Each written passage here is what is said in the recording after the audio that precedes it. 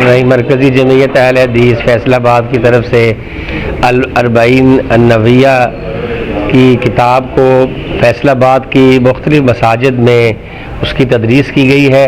آج مسجد عمر میں اس کی اختتامی تقریب تھی اور یہ تدریس بہت ہی کامیاب رہی ہے۔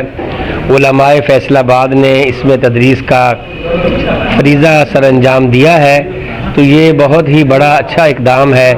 لوگوں کو دین کے بارے میں آگاہی دینا، نظام صوم و صلات اور اسی طرح احادیث اور قرآن کا ترجمہ، اس قسم کے پروگرام کا انعقاد کرنا یہ بہت ہی اہمیت کا حامل ہے۔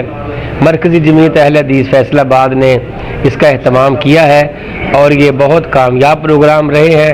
لوگوں نے اس میں بڑے شوق و ذوق سے حصہ لیا ہے اور میں یہ سمجھتا ہوں کہ یہ اس پروگرام کو جاری اور ساری رکھنا چاہیے تاکہ لوگوں کو دین کے بارے میں آگاہی ہو سکے اور لوگ حدیث کے بارے میں آگاہ ہو سکیں اور اس کی مفہوم اور اس کی تفہیمات کو سمجھ سکیں۔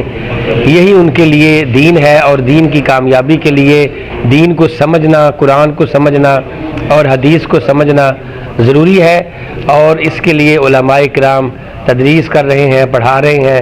اللہ ان کی جہود مبارکہ کو قبول فرمائے۔ سبحان ربک رب العزت عما یصفون وسلام علی المرسلین۔